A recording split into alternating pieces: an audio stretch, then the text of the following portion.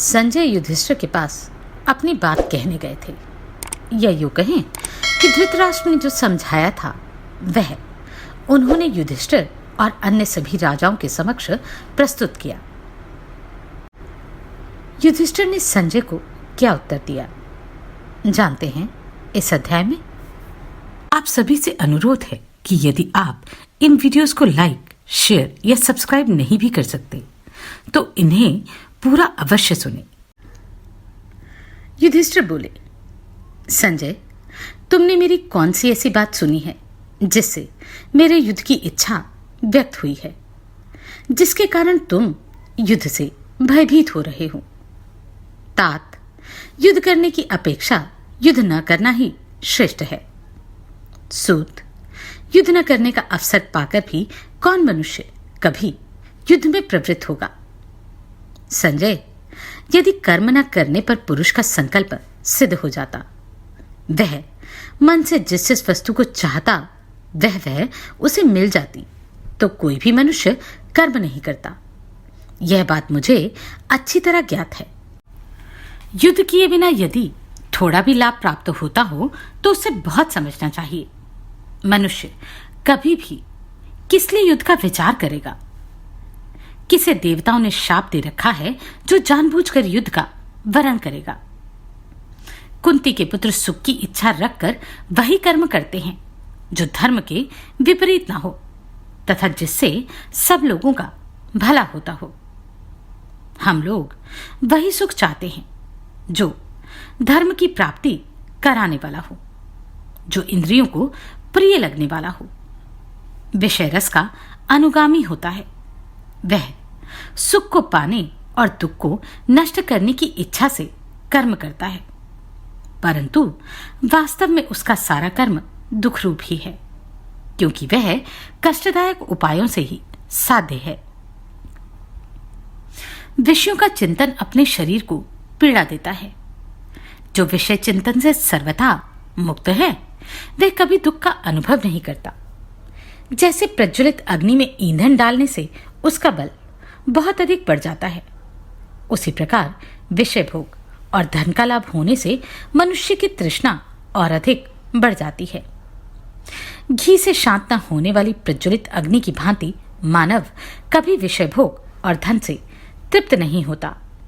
हम लोगों सहित राजा धृतराष्ट्र के पास यह भोगों की विशाल राशि संचित हो गई है, परंतु देखो, इतने पर भी उनकी तृप्ति नहीं होती।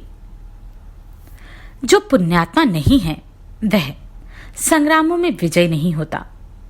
जो पुण्यात्मा नहीं है वह अपना यशोगान नहीं सुनता। जिसने पुण्य नहीं किया है वह मालाएं और गंध नहीं धारण कर सकता। जो पुण्यात्मा नहीं है वह चंदन आदि अवलेपन का भी उपयोग नहीं कर सकता। जिसने पुण्य नहीं किया वह अच्छे कपड़े नहीं धारण करता।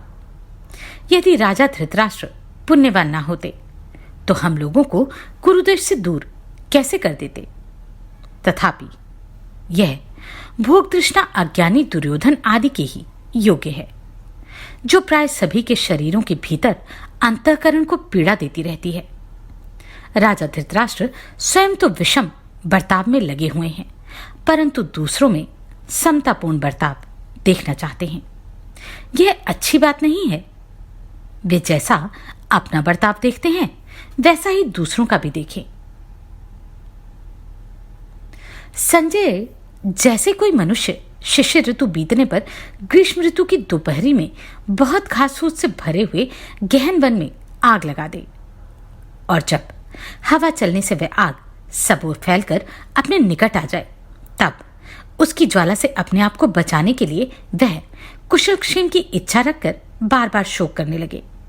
उसी प्रकार राजा धृतराष्ट्र अपना ऐश्वर्य अपने अधिकार में करके खोटी बुद्धि वाले उद्दंड भाग्यहीन मूर्ख और किसी अच्छे मंत्री की सलाह के अनुसार न चलने वाले अपने पुत्र दुर्योधन का पक्ष लेकर अब किस लिए दीन की भांति विलाप करते हैं। अपने पुत्र दुर्योधन का प्रिय चाहने वाले राजा धृतराष्ट्र अपने सबसे अधिक विश्वास पात्र विदुर जी के वचनों को अविश्वसनीय से समझकर उनकी अवहेलना करके जानबूझकर अधर्म के ही पथ का आश्रय ले रहे हैं। बुद्धिमान, कौरवों के अभिष्ट की सिद्धि चाहने वाले, बहुश्रुत विद्वान, उत्तम वक्ता तथा शीलवान विदुर जी का भी राजा धृतराष्ट्र ने कौरवों के हित के लिए पुत्र स्नेह की लालसा से आदर नहीं किया। संजय, दूसरों का मान मिटाकर अपना मान चाहने वाले ईर्ष्यालु, क्रोधी, अर्थ और धर्म का उल्लंघन करने वाले, कटुवचन बोलने वाले, क्रोध और दीनता के वशवर्ती, कामात्मा, पापियों से प्रशंसित, शिक्षा देने के योग्य अर्थात अयोग्य, भाग्यहीन, अधिक क्रोधी, मित्रद्रोही तथा पाप बुद्धि पुत्र दुर्योधन का प्रिय चाहने वाले राजा धृतराष्ट्र ने समझते हुए भी धर्म और काम का परित्याग किया है। संजय, जिस समय मैं द्यूत खेल रहा था उसी समय की बात है। विदुर जी शुक्र नीति के अनुसार युक्तियुक्त वचन कह रहे थे, तो भी दुर्योधन की ओर से उन्हें प्रशंसा नहीं प्राप्त हुई। तभी मेरे मन में यह विचार उत्पन्न हुआ कि संभवतः कौरवों का विनाशकाल समीप आ गया है। सूत, जब तक कौरव विदुर जी की बुद्धि अनुसार बर्ताव करते और चलते थे, तब तक सदा उनके राष्ट्र की वृद्धि ही होती रही। जब से उन्होंने विदुर जी से सलाह लेना छोड़ दिया, तभी से उन पर विपत्ति आ पड़ी है। गवल्यगण, पुत्र संजय, धन के लोभी दुर्योधन के जो मंत्री हैं, उनके नाम आज तुम मुझसे सुन लो। दुशासन, शकुनी तथा सूतपुत्र कर्ण, ये ही उसके मंत्री हैं। उसका मोह तो देखो। मैं बहुत सोचने विचारने पर भी कोई ऐसा उपाय नहीं देखता जिससे कुरु तथा संजय वंश दोनों का कल्याण हो। धृतराष्ट्र, हम शत्रुओं से ऐश्वर्य छीनकर दूरदर्शी विदुर जी को देश से निर्वासित करके अपने पुत्रों सहित भूमंडल का निष्कंटक साम्राज्य प्राप्त करने की आशा लगाए बैठे हैं। ऐसे लोभी नरेश के साथ केवल संधि ही बनी रहेगी।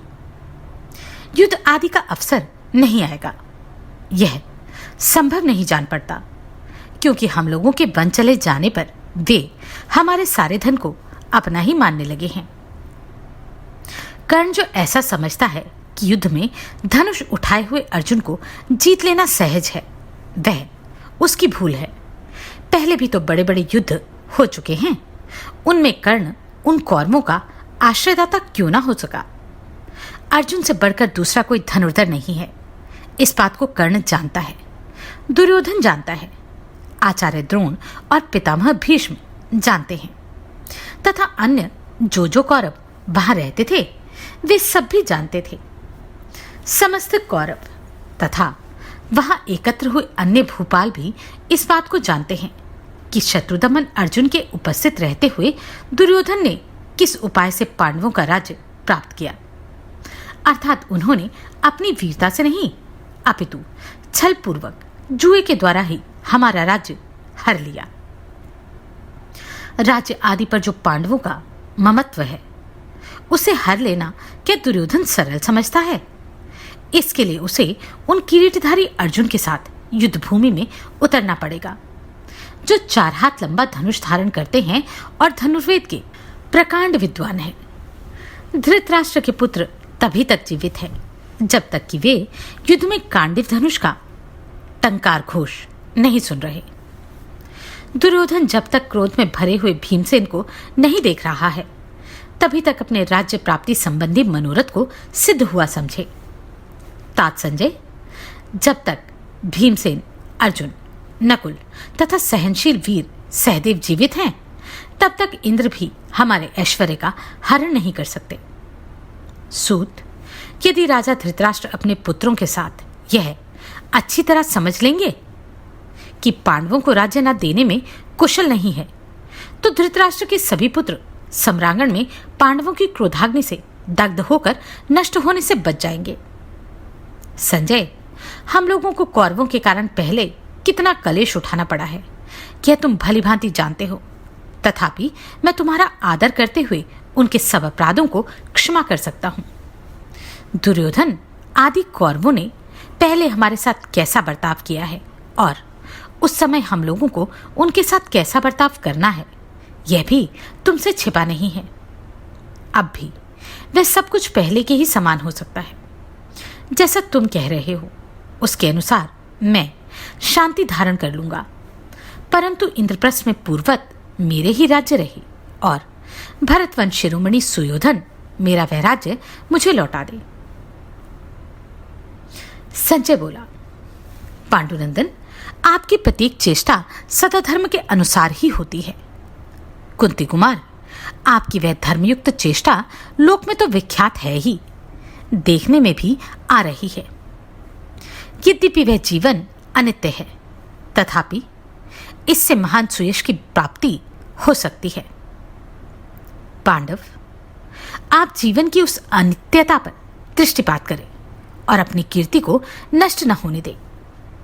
अजातशत्रु, यदि कौरव युद्ध किए बिना आपको राज्य का भाग ना दें तो भी अंधक और वृष्णिवंशी क्षत्रियों के राज्य में भीख मांगकर जीवन निर्वाह कर लेना मैं आपके लिए श्रेष्ठ समझता हूं, परंतु युद्ध करके राज्य लेना अच्छा नहीं समझता। मनुष्य का जो ये जीवन है वह बहुत थोड़े समय तक रहने वाला है। इसको क्षीण करने वाले महान दोष इसे प्राप्त होते रहते हैं। यह सदा दुखमय और चंचल है। अतः पांडुनंदन, आप युद्ध रूपी पाप न कीजिए, वह आपके सुयश के अनुरूप नहीं है। नरेंद्र, जो धर्माचरण में विघ्न डालने की मूल कारण है, वे कामनाएं प्रत्येक मनुष्य को अपनी ओर खींचती हैं। अतः बुद्धिमान मनुष्य पहले उन कामनाओं को नष्ट करता है, तदनंतर जगत में निर्मल प्रशंसा का भागी होता है। कुंती नंदन, इस संसार में धन की तृष्णा ही बंधन में डालने वाली है। जो धन की तृष्णा में फंसता है उसका धर्म भी नष्ट हो जाता है। जो धर्म का वर्णन करता है वही ज्ञानी है। भोगों की इच्छा करने वाला मनुष्य तो धन में आसक्त होने के कारण धर्म से भ्रष्ट हो जाता है। तात, धर्म, अर्थ और काम, तीनों में धर्म को प्रधान मानकर तदनुसार चलने वाला पुरुष महाप्रतापी होकर सूर्य की भांति चमक उठता है। परंतु जो धर्म से हीन है और जिसकी बुद्धि पाप में ही लगी हुई है, वह मनुष्य इस सारी पृथ्वी को पाकर भी कष्ट ही भोगता रहता है। आपने परलोक पर विश्वास करके वेदों का अध्ययन, ब्रह्मचर्य का पालन एवं यज्ञों का अनुष्ठान किया है तथा ब्राह्मणों को दान दिया है और अनंत वर्षों तक वहां के सुख भोगने के लिए अपने आप को भी समर्पित कर दिया है। जो मनुष्य भोग तथा प्रिय पुत्र आदि का निरंतर सेवन करते हुए योगा अभ्यास उपयोगी कर्म का सेवन नहीं करता, वह धन का क्षय हो जाने पर सुख से वंचित हो काम वेग से अत्यंत विक्षुब्ध होकर सदा दुखशैया पर शयन करता रहता है। जो ब्रह्मचर्य पालन में प्रवृत्त ना हो, धर्म का त्याग करके अधर्म का आचरण करता है तथा जो मूढ़ परलोक पर विश्वास नहीं रखता है, वह मंदभाग्य मानव शरीर त्यागने के पश्चात परलोक में बड़ा कष्ट पाता है। पुण्य अथवा पाप कहीं भी कर्मों का परलोक में नाश नहीं होता। पहले कर्ता के पुण्य और पाप परलोक में जाते हैं, फिर उन्हीं के पीछे पीछे करता जाता है। लोक में आपके कर्म इस रूप में विख्यात हैं कि आपने उत्तम दक्षिणायुक्त वृद्धि श्राद्ध आदि के अवसरों पर ब्राह्मणों की न्यायोपार्जित प्रचुर धन एवं श्रद्धा सहित उत्तम गंधयुक्त सुस्वादु एवं पवित्र अन्न का दान दिया है। कुंती नंदन, इस शरीर के रहते हुए भी कोई भी सत्यकर्म किया जा सकता है, मरने के बाद कोई कार्य नहीं किया जा सकता। आपने जो परलोक में सुख देने वाला महान पुण्य कर्म किया है, जिसकी साधु पुरुषों ने भूरी भूरी प्रशंसा की है। पुण्यात्मा मनुष्य स्वर्गलोक में जाकर मृत्यु, बुढ़ापा तथा भय त्याग देता है। वहां उसे मन के प्रतिकूल भूख प्यास का कष्ट भी नहीं सहन करना पड़ता। परलोक में इंद्रियों को सुख पहुंचाने के सिवा दूसरा कोई कर्तव्य नहीं रह जाता। नरेंद्र, इस प्रकार हृदय को प्रिय लगने वाले विषय से कर्मफल की प्रार्थना नहीं करनी चाहिए।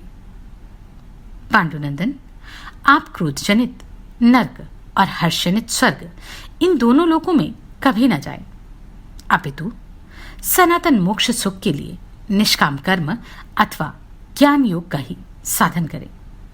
इस तरह ज्ञानाग्नि के द्वारा कर्मों को दग्ध करके सत्य, दम, आर्जव अर्थात सरलता तथा अनिशंसता, दया तथा सद्गुणों का कभी त्याग न करें। अश्वमेघ, राजसूय और अन्य यज्ञों को भी न छोड़ें, परंतु युद्ध जैसे पाप कर्म के निकट फिर कभी न जाएं। कुंती कुमारों, यदि आप लोगों को राज्य के लिए चिरस्थायी विद्वेष के रूप में युद्ध रूप पाप कर्म ही करना है, तब तो मैं यही कहूंगा कि आप बहुत वर्षों तक दुखमय वनवास का ही कष्ट भोगते रहें। पांडवों, वह वनवास ही आपके लिए धर्म रूप होगा। पहले द्यूत क्रीड़ा के समय ही हम लोग बलपूर्वक इन्हें अपने वश में रखकर वन में गए, बिना ही यहां रह सकते थे, क्योंकि आज जो सेना एकत्र हुई है यह पहले भी अपने ही लोगों के अधीन थी, और ये भगवान श्री कृष्ण तथा वीरवर सात्विकी सदा से ही आप लोगों के प्रेम के कारण वशीभूत एवं आपके सहायक रहे हैं।